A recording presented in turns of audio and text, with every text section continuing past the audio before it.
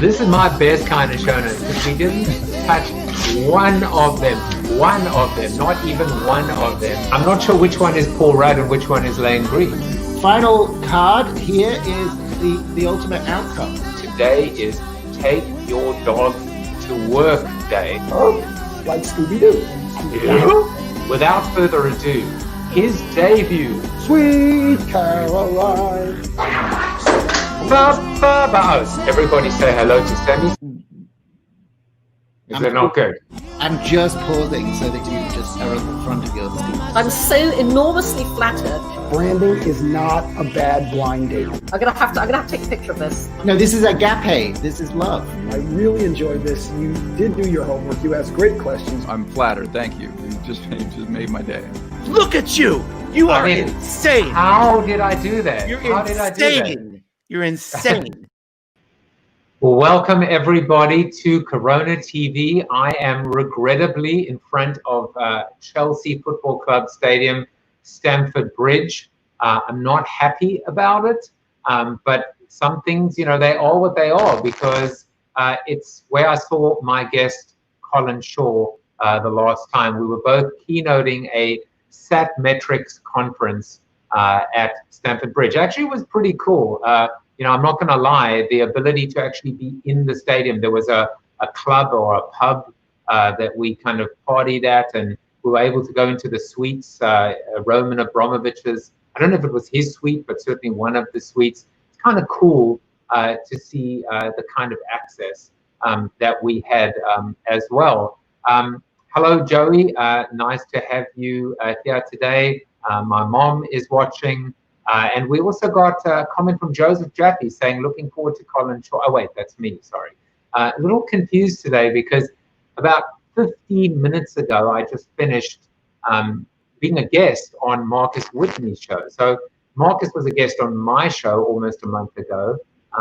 He came on a Monday. His book was released on a Tuesday, and on Friday it became a bestseller. So I'm not saying that I had anything to do with it, but, you want a bestseller, Corona TV is the place you need to come to. It's quite obvious. So I was now a guest on his show, and I said to him, it's so weird, because as a guest, I've got to do all the talking, verbal diarrhea. But as a host, I kind of got to shut the hell up and let my guest talk. And I kind of like the ability to have to just quickly move, It's a different kind of agility to put on a different hat and immediately makes me think of debate. If ever you guys did debate when you were younger at school, where you have to argue for, and then a bell goes and suddenly you have to argue the exact opposite of the same case. It's really mental gymnastics, and it keeps us, on our toes as well. So as I mentioned today, my guest is Colin Shaw, and I'm going to do a proper introduction for him, but he really is one of the smartest, most recognized, most influential, and most credible people in the customer experience space. Today's National Buffalo Soldiers Day, and if you've ever, if that kind of rings a bell, wait a second, wasn't there a song called Buffalo Soldiers? Yes, there was, by Bob Marley. And so I actually went and I did a little bit of research on it. Buffalo Soldiers Day commemorates the formation of the first regular army regiments comprising African American soldiers in 1866. Congress established the first peacetime all-black regiments in the regular U.S. Army after the end of the Civil War. Now, in honor of the first Buffalo Soldiers Day in 1992, General Colin Powell dedicated a monument to the Buffalo Soldier. That is a monument that will not be taken down. It's located at Fort Leavenworth, Kansas, where the 10th Cavalry Buffalo Soldiers were based. And the Buffalo Soldier Museum is located in Houston, Texas. On September 6, 2005, the oldest living Buffalo Soldier died, Mark Matthews, who lived to be 111 years old. And for his dedicated services, he was laid to rest at Arlington National Cemetery. So just, something that you may or may not have known, but hopefully you do now. As always, if you would like to really be informed regarding Corona TV, Corona News, as I call it, just text the word Corona TV to 66866 if you're in North America, or go to josephjaffe.com/subscribe. and you'll get a sense of who's coming up. Andrew Davis tomorrow, Jamal Mashburn on Thursday, and Charles Green on Friday. And we are now fully booked through August. So now taking reservations in September. A whole bunch of birthdays. Wow, I'm just scanning the list and seeing so many good friends and old friends. David Omano, who of course was on the show a couple of months ago, and then on LinkedIn. Normally, I mean, I have 20,000 connections on LinkedIn. I have about 5,000 friends on Facebook. So normally it's the other way around, but this time less people on LinkedIn having birthdays today, but that doesn't mean I love you any less or value you any less. I don't, whether you're on Facebook or LinkedIn. Well, today's seated soliloquy, as always, is something inspired by or connected to my guest. And today is all about this idea of owning your audience. If anything has become clear as day for me during this pandemic, it's the importance of owning your audience. Now, actually, this isn't really new, nor is it news to me, together with every single one of the rising direct-to-consumer brands out there. But what is different and what has changed, however, and absolutely is endemic to the pandemic, is the importance of creating and curating a consistent channel between yourself and your lifeblood, your customers. Or as Colin Shaw, my guest, would say, controlling the controllables, which is also the motto of my son's premier soccer club. The entire media world is built around the concept of middlemen or intermediaries that create temporary places to rent eyeballs or buy impressions that do anything but make an actual impression, if you take David Berkowitz's definition from his new book, Berkey's Marketing English, Volume 1. In this world, we are tenants, and we are thus subject to the demands, terms, and conditions of a third-party landlord, the media owner, that can sometimes be a bit of a slumlord. Here's the thing, though. What do we do when there's no transport or mobility? When the entire out-of-home industry is suddenly rendered impotent? When even the 30-second spot has no love because most people are watching ad-free programming on Netflix? When newspapers and magazines are shrinking because of decreasing circulation and commensurate reduced commercial subsidization? How do we get attention? More importantly, how do we reassure our customers we have their backs? Remind them we are there to help them through the tough times. Respond to their hopes, their dreams, their fears, their pains. Relay important updates and relevant news. Reveal a birthday wish or an anniversary. Now is not the time to wave the white flag. Now is the time to double, triple, or quadruple down on the mission-critical imperative of starting a list, an email list, building a database, establishing a profile, and above all, an always on, always open, and always available connection with your customers. Your entire future depends on it. Well, now it's time to talk to someone who understands a thing or two about the power of customer relationships, the power of creating and owning an audience. Colin Shaw is founder and CEO of Beyond Philosophy LLC, who help organizations grow by improving their customer experience and identifying hidden unmet needs. Colin is regarded by LinkedIn as one of the world's top 150 business influencers. As a result, he has 286,000 followers of his work. He's also been recognized as one of the top 50 customer service experts of the decade, and he really deserves that accolade. Colin has written 7 best-selling books on customer-driven growth and is the co-host of the highly successful Intuitive Customer podcast. So please join me in welcoming Colin Shaw. Welcome to the show. Hi, Joe. How are you? I'm good, thanks. And I see that was a very, very long and good introduction. So thank you very much for that. Much appreciated. You're welcome. And I see you got the memo, the pink shirt memo. Yeah, I got the pink shirt memo. Yeah, I'm going to join the dots later on this one. Is it or is it magenta or is it pink? Because if you no, we're meant to call it salmon. According to my wife, we're meant to call it salmon. So well, it's basically pink for blokes.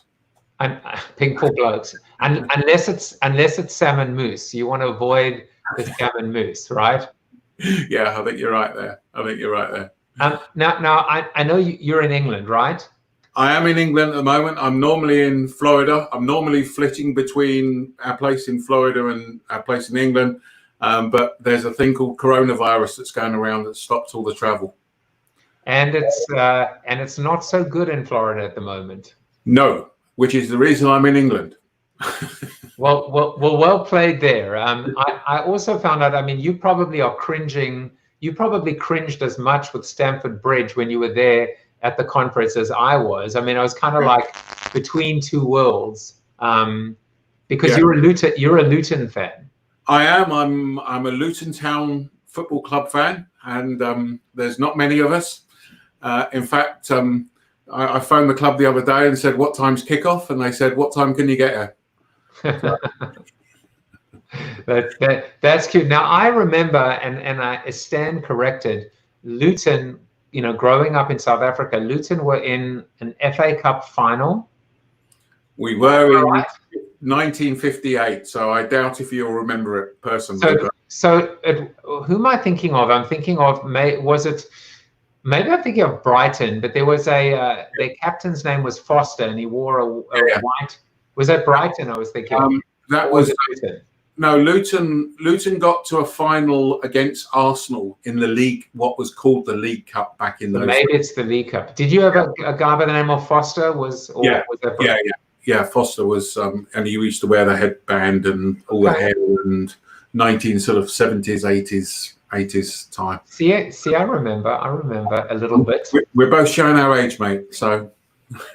It's okay. I mean, listen. I thought maybe it might be interesting to start off by talking about sport. I mean, it's really interesting. It's really interesting because I think something we were discussing in the green room is that there probably isn't a category on this planet that has loyal fans, customers, right? Let's call them customers, like sport.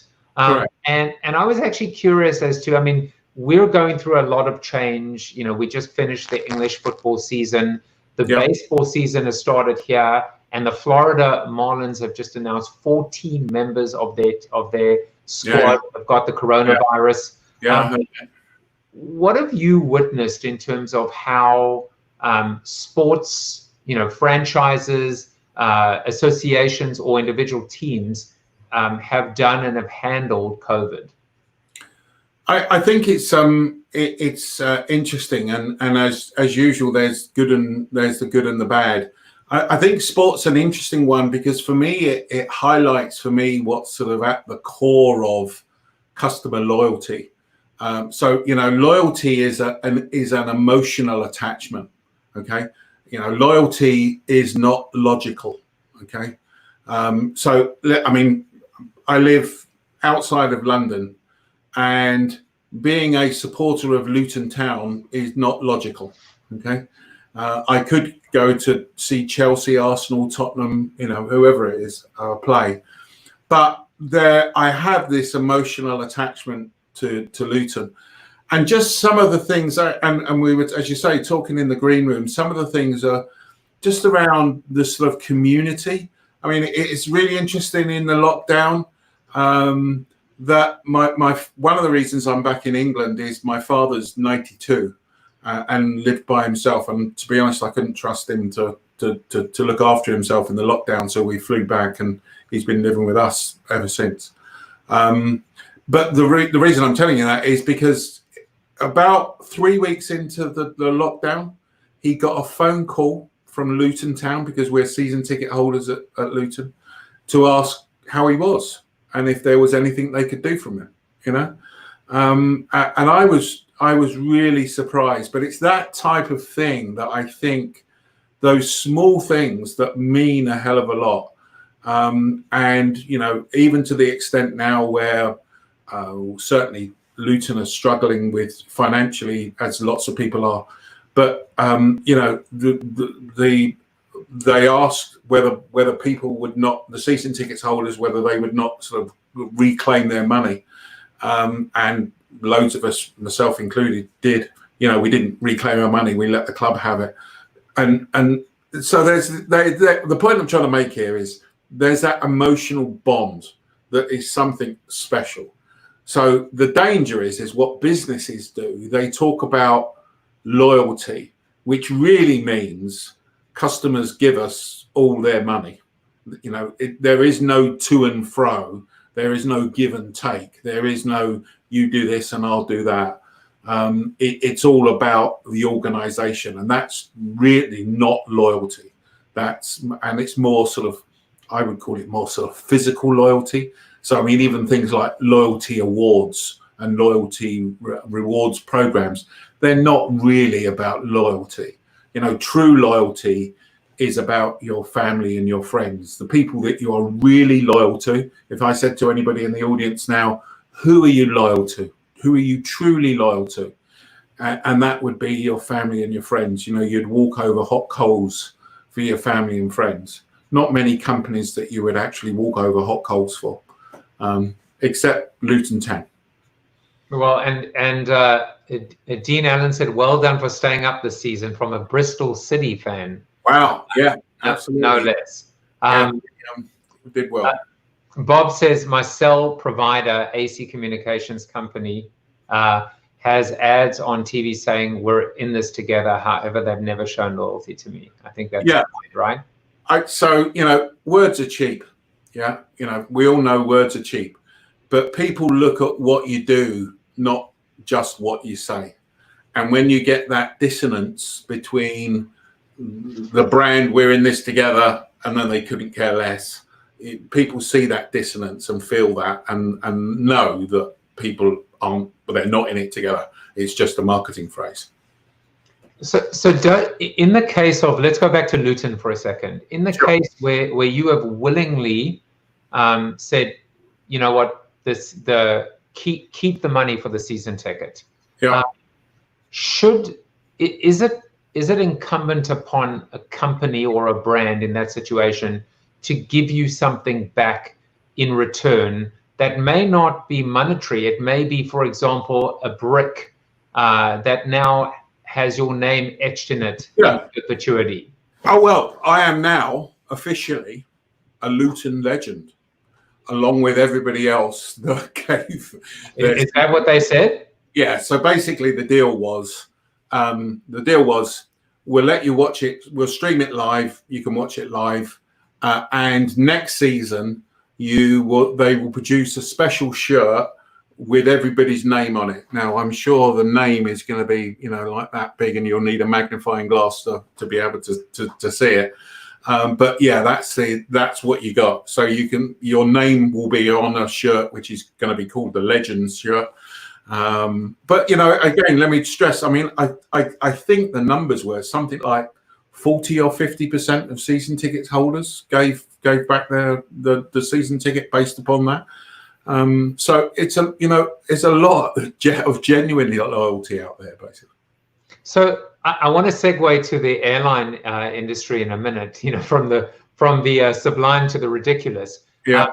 But I always think about the managing director of Nando's, which the company that I started my career working for. He said something. He said the smallest things are the cheapest things, are the most valuable things. Yeah. And it's everything from a smile to a company remembering your name, to ultimately what I would call, not to be confused with MasterCard, but this idea of priceless experiences, defined as things that money can't buy. And money cannot buy your name, no matter how small, on a shirt. Sure. No, absolutely. So, and this is the area that we've moved into since last we sort of spoke at that at the Chelsea Football Club. Is this whole area of behavioural science, which I'm finding fascinating. So, when you start looking at things from a behavioural science perspective, what you realize is that there's a big difference between what customers say and what customers do. Yeah. Right. So people may tell you something and they may genuinely believe that that's what they think at that point, but we're all driven by many different things, and we've been seeing that throughout the pandemic, whether it's scarcity, that everyone's buying toilet rolls and because everybody else is, whether it's sort of social proofing. Just think about the argument about masks in the States, and how partisan it's become. And, there's just so many things now, and, that are happening from that sort of more behavioral perspective that I think is fascinating. And the small things that you're referring to, small things have a massive impact. A quick story. I remember us doing some work in an insurance company where we were called in, and the client said to us that when people were placing orders for a insurance policy over the phone, the agent was basically saying to them, your policy documents should be with you within 5 working days. And the reason we were called in was 76% of people that had that interaction were phoning back within 3 days and saying, where's my policy documents? And when we did that analysis, what we discovered was that the agents were saying, your policy document should be with you in 5 working days. The word should, yeah? We literally changed one word. We asked the agents not to say the word should, we asked the agents to say the word will. And the return phone calls went down from 76% down to 6%, literally within 3 weeks. So the point I'm making is little things can have an enormous impact because of that, again, that behavioral thing. Because if you had asked the customers, as we did, why did you phone back? They wouldn't say, oh, they said should. What they would say was, I was just feeling a little uneasy. I wasn't really certain. So I thought I'd give them a call. But that was causing millions, literally millions of phone calls into that organization. So, you've got to get behind what I've been learning over the last 10 years, and we talk about in the podcast, is understanding all that behavioral science bit and getting under the skin of what customers really mean. Yeah. Rather than just hearing the first thing and thinking to yourself, right, that's what they really want, because that's not necessarily what they want. And I'll come back to this a couple times, but you do have a terrific podcast, the Intuitive Customer Podcast. And so I may as well, you should subscribe to it if you really want to hear more stories and more insights. And, you talk about behavioral science. So I wanted to just jump on something regarding, and I love sometimes when we actually talk about different industries. Like, for example, in sports, we talk about fans, but they really are customers, right? Mm-hmm. And so let me talk to you about a different type of a customer, a political customer. Sure. You have your Democratic and Republican parties here in the United States. Now, before we get into that for a second, you talk about behavioral, right? The behavioral science aspect, what people say and what people do. Well, one of the most misleading and inaccurate proxies of intent versus action has been polling, and people saying they were voting for one candidate but actually secretly voting for another, or not wanting to admit. So I think that's a very interesting way, wouldn't you say, of how what we say versus what we do as customers is very different, and can have huge implications. No, I mean, if you look back to obviously 2016, everyone was saying that Trump wasn't going to win. If you looked in the UK, for the Brexit vote, everyone was saying that we wouldn't leave the European Union, and we did. So those things happen all the time. Some of it is social pressure. They don't, at that point, wanted to admit that they wanted to vote one way or the other. But the other thing I think that underlies that is again just understanding how people make choices. So making a choice for a candidate, whichever way you want to go, it is interesting.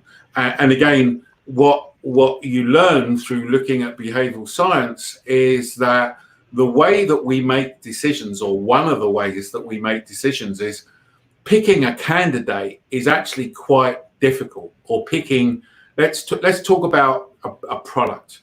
You know, I bought an uninterruptible power supply a little while ago, okay, because the place in home in Florida suffers from lightning and therefore outages, and therefore when everything goes out, if we're not there, then the whole place goes down. Anyway, so the point I'm trying to make is I went onto Amazon and started to look for an uninterruptible power supply. Now, I'm not that technical when it comes to amperages and wattage, etc. I couldn't understand a bloody thing that they told me. What I did understand, though, was how many devices you could plug into it and how long it would last. So I made the decision based upon that. The point I'm trying to get to is choosing a candidate is difficult, because are they this? Do they support that? Do they support this? It's a complex choice. And the way that human beings make choices is we simplify things. So one of the ways that candidates get selected is, do they think people can go down the bar with them and have a drink with them? Are they likable? You know, and that's the way that people can end up making complex decisions, by simplifying things. And again, it can be those small little things. So and then there's all the social pressures and everything else that go on that say whether you are going to support a candidate or policy, whatever it may be, or not. I actually wrote an article on the proxy of who would you rather have a beer with. Yeah. And I used the example, even when you looked at George W. Bush. I mean, to this day, I would still have a beer with him than John Kerry, Sure. or you know, and it's unbelievable how, you know, as intelligent and sophisticated and evolved as we think we are, we're actually quite simple, you know, Neanderthal-like beings. And you know, the interesting thing is, and I get this question so much, people turn around to us and say, well, that may be the case with consumer, but in business to business, we make logical decisions. You know, emotions don't matter with us, and obviously the reverse is true. Yeah, they do matter. You know, if you're a human being, you have frailties, and those frailties are underlined by the way that we make choices. Another one that comes out all the time in the game, we're seeing it now in a lot, is just confirmation bias. You know, we look for things to confirm our own view of the world. So again, think of your politics, whether it's Democratic or Republican, you look for things to confirm your view of the world. Yeah. And the same applies within customer experience. You know, if you think that insurance companies are not good or cable companies are not good, you look for things to confirm your opinion of them. And the same, I mean, I'm always a big Apple fan, but the same applies with Apple. I look for the good things. I don't necessarily look for the bad things. And even if there are bad things, I turn around and say, oh yeah, but that didn't really happen, did it? Or that's just a one-off, and you make excuses. So, you know, human behavior is absolutely fascinating. And I mean, going back to confirmation bias, we still see that today again in politics with respect to the idea of, well, I wish he wouldn't say that, or the double standards, quite frankly, associated with what happens when one party does X, for example, you know, something with an intern, and then suddenly when the shoe's on the other foot, sure, it becomes a little bit of hypocrisy. But I want to ask you one more question, just on the political side, without necessarily being political, if that's possible. Sure. Which party, or in general, I should say, how do politicians, how do they score with respect to loyalty or customer obsession in terms of actually looking at their voters as customers and building relationship rapport with them? Yeah, a good question, Joe. I actually, my claim to fame is I went into 10 Downing Street to talk to the Blair government back in the early 2000s, to talk to them about that, because ultimately, you know, let's take a step back. Although I sort of specialize in customer experience, what we're talking, you could delete the word customer and you could just input the word experience. Okay, so the way that I looked at it was from a what we were calling at that point, which was a citizen's experience. So come November in the States, when the people go into the polling booth and they're just about to mark their ballot or press a button for their ballot, I guess, then, you know, how are you making that final choice? Well, you're making that final choice based upon a number of things, based upon the history, based upon how you feel about what's been happening recently and in the past, you know, and again, this goes into sort of the whole area about memory, etc. But the point I'm trying to make is it's the same principles apply whether you are a citizen making a decision about which way you're going to buy, which way you're going to vote, or whether you're buying a product, an uninterruptible power supply, or a $50 million computer system for your company. The reason is because guess what? You're a person, and we're driven by these things, you know, and all customers, all citizens are people, and therefore it's all the same stuff. And actually, guess what? It's about employees as well, because guess what? They're people as well. So the whole lot applies. Well, the ultimate simplification, right, without being oversimplified, is the golden rule. You know, treat people the way you would want to be treated in return. Sure. So simple, and yet so few companies practice that. The empathy, the responsiveness, the selflessness. You know, as you say, loyalty is anything but. It's all about the corporation. It's all designed to get you to. It's the upsell and the cross sell, and on the flip side, countering attrition and churn, but there's no genuine commitment to that other person and relationship. So why do you think companies struggle so much to implement an effective CX type of program?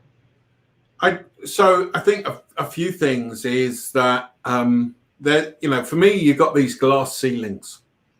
The second book I wrote was all about customer centricity and recognizing the fact that you've got, we talked about 4 different types of customers, 4 different types of company: naive, transactional, enlightened, and natural. So what I mean by naive is I would call them the Ryanairs of this world. Yeah, and we were talking about them in the green room. You know, the people that won't give you a rebate, the people, even though you can't fly, the people that, you know, charge you to phone up the call center. You know, they charge you, they only take credit cards, and they charge you to use your credit card. You know, they couldn't care less about customers, and they're either doing that deliberately or because they think there's some competitive advantage there. The transactional is about treating the customer as a transaction. Enlightened are people that have recognized the experience is more holistic. And natural organizations are like the Disneys and the Ritz-Carltons of this world. The point I'm trying to make is, and to answer your question, is I think the main reason is about mindset. A lot of organizations are stuck in a way of thinking. The culture of the organization, I think this is your book, to be honest, mate, you know, Built to Suck, isn't it? Yeah. You know, they are built to suck, and their culture sucks. Yeah, and therefore, guess what? The experience they provide to customers sucks. Yeah, because they're being limited by their thinking in this glass ceiling.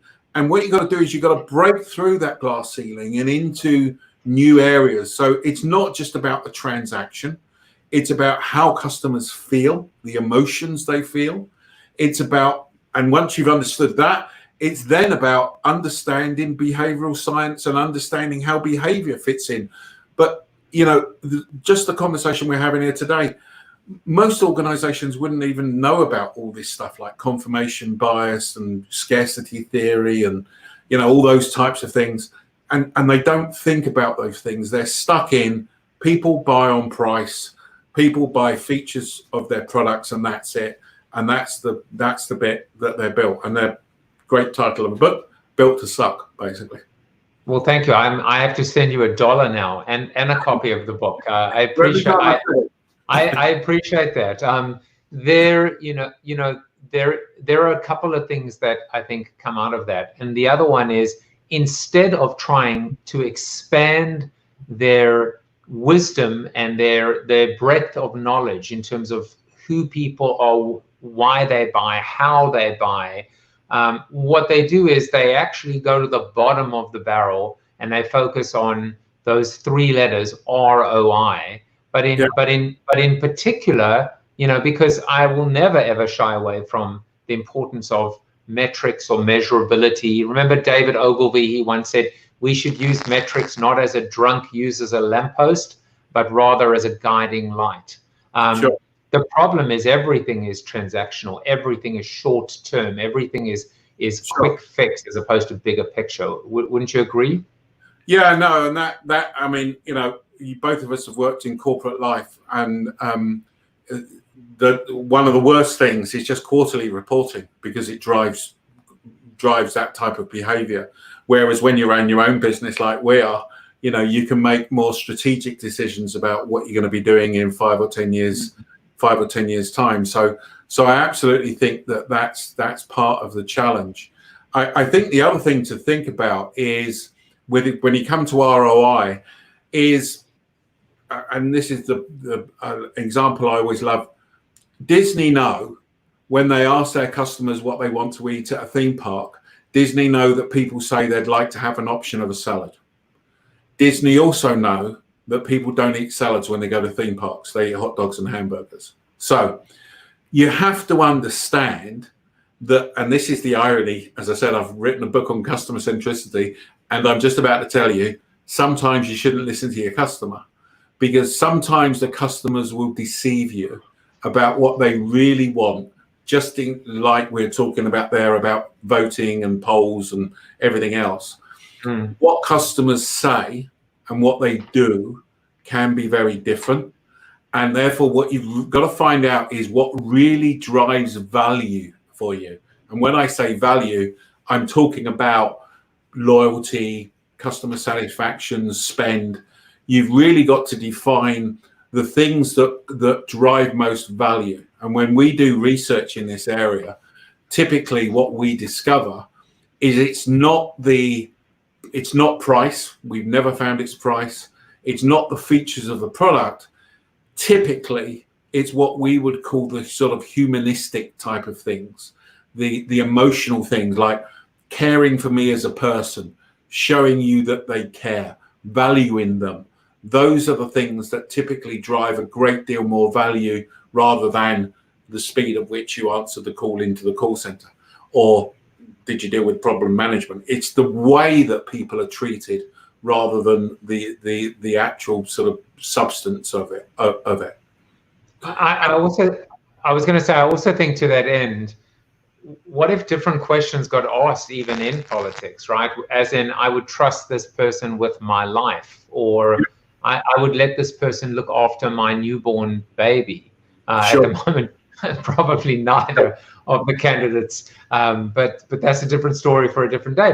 But it's the ability to get into the reading between the lines, I guess, which is going one level deeper. Yeah, it's just so tying a couple of those things together, and again, this may interest your audience. I've got this theory about face masks at the moment. Okay, so and this is sort of tying these things together. So what you want to try to do is you want to try to find out how your customer's feeling at the moment. Okay, and a way of finding that out is to ask a golden question. Now, a golden question is exactly what we're talking about here. So let me give you an example of a golden question. and this is Don Pepper's book. They were trying to find out, a luxury dog food manufacturer was trying to find out, who their customers were, and they worked out that if you asked pet owners, do you buy your dog a birthday present on their birthday, those people that buy their dog a birthday present are likely to buy luxury dog food. Okay, so golden question here is, how often or when do you wear a face mask? Okay, now why are we asking that? Because we want to find out how customers are, and I think there are something like 5 categories. You've got somebody that is in lockdown, who will never go out their house because they're really scared, they may be really vulnerable, etc. You got then somebody sort of the next level up who is just venturing out, definitely would wear a face mask, don't like going to the shops but being forced to go to the shops. You've then got sort of like the social face mask wearer, so they're not really worried about going out, but they know that if they wear a face mask then that will probably reduce the spread, so they wear a face mask.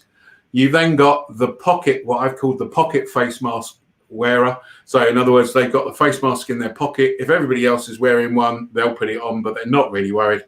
And then at the top of the chain, you got the freedom fighter, who thinks that coronavirus is a load of rubbish, et cetera, et cetera. Now, I'm not casting judgment on any of those people, but the point is you've got 5 segments based upon the way that they're behaving. Okay, so here we are talking about sort of behavioral segmentation, and from that, you could, depending on the answer to which category they fall in, you can then design your experience to meet that, because you wouldn't want somebody that is a freedom fighter to be forced to do things that you would provide to somebody that's in sort of total lockdown. My daughter, as an example, her window, her husband was mowing the grass, a stone shot up, smashed the window. She was very nervous about having someone in the house. The first person she phoned up to say, could you come around and fix the glass, she said, well, what about coronavirus and everything else? What are you going to do? He said, I think it's a load of rubbish. I've been in 50 million homes in the last 3 months. No need to worry about it. It's all on media hype. The second person said, I will take perfect care of your home. We'll go around the back. We'll clean it down. We'll be wearing a mask. We won't come in the house. She's a nervous buyer. Who did she go with? Okay. And so again, it's not casting judgment over what your belief is, but it's saying you need to design your experience based upon how the customer is feeling. So, do you think that this is almost like a new kind of segmentation? The whole poor marketing world has always focused on demographics and then, and then psychographics, attitudes, interests, opinions, and then in some cases behavioral and predictive and AI starting to come into play. Here you're talking about a very simple, almost not so much binary, but kind of 5-phased approach that says how you approach a face mask is probably going to determine many things about who you are and how you buy. Yeah, I think at the top level, the learning at the top level is most segmentation is poor. Most organizations' segmentation is poor. The amount of organizations I go into who say, yeah, we have big customers, we have small customers, and we have customers that buy in the middle, or we've got 60-year-old customers and 30-year-old customers. Looking at how people behave is really relevant. Okay, I'm the older age group, but actually I love technology. So you could stick me in. My kids come to me for help on their computers. Yeah. So you have to look at how people behave is the point I'm trying to make. The face mask is just an example of that. But segmentation in general, in my view, is not good. Behavior versus beliefs. I think it's just and it's a great way to think about building a program that could, even I assume include something as simple as, did they respond to to a newsletter? Are they inclined? Do they demonstrate their feelings through action or through, you know, through talk or walk. A different way to think about it. That's even interesting in itself, isn't it? You know, if a customer says that they're going to do this, but then does that, that tells you something about them. Yeah. So, you know, the Cambridge Analytica stuff in the 2016 election, I think is fascinating, because that was looking at, you know, putting all those things together, like demographics and profiling people on their behavior. Now, you mentioned AI. I think that's going to be a prime slot for AI, because AI will be able to learn what, you know, the customers saying they want this, but actually they're doing that. And now you can virtually get into sort of dynamic segmentation, you know, because AI will allow you the computing power to be able to do that. And then you'll be able to, then you'll be able to predict the experience that you will be able to give them. And in the digital world, you can automate that into an automated experience. Yeah, well, one of the automated experiences that people might be interested in is subscribing to your, how's that for a segue? Subscribing to your newsletter on LinkedIn, which I think, you know, really just talks about more of the stuff, right? Which is why, not just how customers buy, but why customers buy. I'm going to do one other thing with you, which is a little bit of fun that you know, regular people that watch the show know that I find a quote that I think is very relevant, and then I try and find the right time to put it on, and then I attempt to be a bastard about it and fool not fool my guest, but come up with an obscure person who said that and see if they can guess who said it. So you probably would get this one, I think. It takes 20 years to build a reputation and 5 minutes to ruin it. If you think about that, you'll do things differently. Who said it? I don't know. That was Warren Buffett. Right. But I thought that was a good quote in terms of thinking about this amorphous, ephemeral thing called loyalty, and realizing, you know, that at the end of the day, you know, I've always said this, I'm sure you say it too, you're only as strong as your last transaction or your last interaction. Well, there are a number of boards that I'd love to have gone to shown that to prior to the, or just before they made some announcement like they're not going to, or some decision like they're not going to pay people back and stuff like that, some of the travel companies and some of the airlines and stuff like that, because, you know, that says it all. So speaking of which, in the last segment, we'll talk about one other thing that I think was on your mind, which is this notion of customer memory. So I wonder if you would mind setting that up, and then we can just discuss that briefly. Yeah, so this is fascinating for me, which is how memory impacts everything, okay? So if you think about it, you know, customer expectation is about memory, yeah? If you think about it, you know, we've been talking about loyalty. Loyalty is a function of memory. If we didn't remember things, we couldn't be loyal to them, yeah? So when you think about it, loyalty and memory shapes the way that we do things. And the interesting part then becomes, from a customer experience perspective, is how are memories formed? Because if I want to have a loyal customer who comes back each time, okay, then I've got to build a memory. And there's a really good guy. I don't know if you've read the book Thinking Fast and Slow. Professor Daniel Goleman, he won the Nobel Prize for Behavioral Economics. You know, what Kahneman talks about is how memories are formed.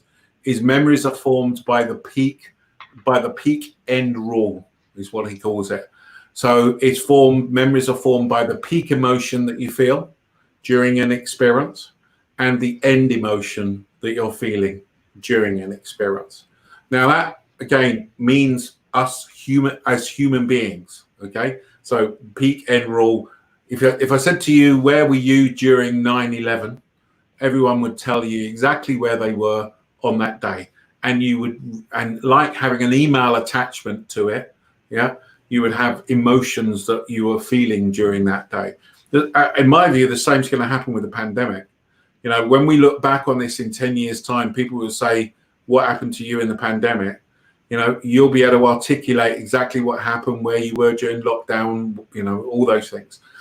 So it raises some interesting questions, which is, so if the peak end rule is the peak emotion and the end emotion that your customers are feeling, then where is the peak that your customers are feeling, and what emotions are they feeling there now? And moreover, what do you want them to be? And they should be emotions that drive value for you, so you get something in return. And again, what's the end of your experience? Okay, because, and this is a bit nuanced, but really important, I think. People don't choose between experiences. They choose between the memory of those experiences. So they don't choose between experiences, they choose between the memory of those experiences. So I could talk for the next 4 hours about memory, but it's a fascinating subject. But I want you just to expand on that still just one more moment. So people don't choose between experiences, it's the memory of those experiences. Yeah. So I just want you to just go one level deeper, because clearly memory can be accurate. Memory is certainly subjective as well. And the reality is, if you just extend the thinking, they could end up making a decision that is actually not necessarily even the best decision for them, although arguably based on their own criteria it is. Maybe I should say it's not the best decision for you, the brand. This is so this is where it gets really interesting, okay? Because memories can be altered, okay? And the way that you sort of look about this. So first of all, if I said to you, tell me of a good restaurant where you live, you would say, bum, bum, bum, bum, bum, bum, 2 or 3 different restaurants. Where did you select those from? You selected them from your memory. Right. Okay? You selected them from what you remembered about that, okay? In the podcast, literally today, I've been listening to a podcast we recorded that's coming out in 2 or 3 weeks' time, where the professor that we're talking to on the podcast talks about the fact that they can now scientifically show that when you complete a review on your handset, okay, it tends to be more positive, than completing it if you're using a laptop. Why? Okay, because the words that you use on your smartphone, you tend to use more emotional words because of the short amount of space that you've got, and it's harder to do. So the point I'm trying to make is this, that you make choices from the memories that you've had. Hence, you don't choose between experiences, you choose between the memory of those experiences. I totally agree that memories can be changed. They did a test with an insurance company, and they found that if you said to customers who had had an accident in their car, what happened in the collision, was there glass on the road, then the customers would say no, there wasn't glass on the road. If you said to them what happened during the crash, then they would, and was there glass on the road, they would say yes, there's glass on the road. So that's altering the perception of their memory. Okay, and again, I'm not going to go on about this too long, but every time you think of every time you recall a memory, you're effectively rewriting it slightly. So have you ever gone to, when our kids were growing up, our son used to read books avidly all the time, and we've got pictures of him reading a book. We went all around the world on holidays, and we always got pictures of him reading the book when something amazing was happening, and he couldn't care less because he was reading the book, and we had pictures of him. That's become a family joke now, but it's been exaggerated because every time we think about it, it gets exaggerated a little bit more and a little bit more and a little bit more. And we all have those as families and friends and in jokes. And that is because the memory of those things have been subtly altered. Have you ever gone back to the house that you used to live in and you think to yourself, blimey, this is small. You know, in my mind, it was a lot bigger than this. Or even have gone buy a house and you look at it and 2 months later you go back and you think, oh, I thought it was a lot bigger than I remember this. So our memories can alter our opinions, but we can't lose the fact that actually that's how we make decisions, or one of the ways that we make is based upon the memory. So sorry if I've cracked on for too long. No, I think you've teased so much that we could potentially just continue in the after show. One of the things, Jan, who will no doubt be in the after show, is one of the regulars. He said, "It's my expectation for riding a peloton based on my memory of the experience, I guess, or there and others' storytelling. But maybe we can answer that in the Zoom after show." Sure.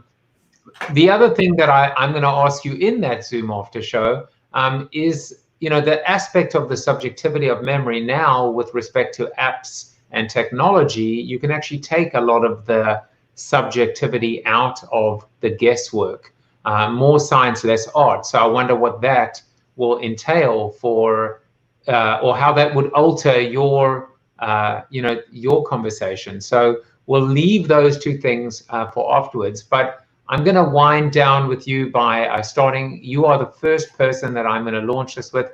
It's called Fun Fact. Right.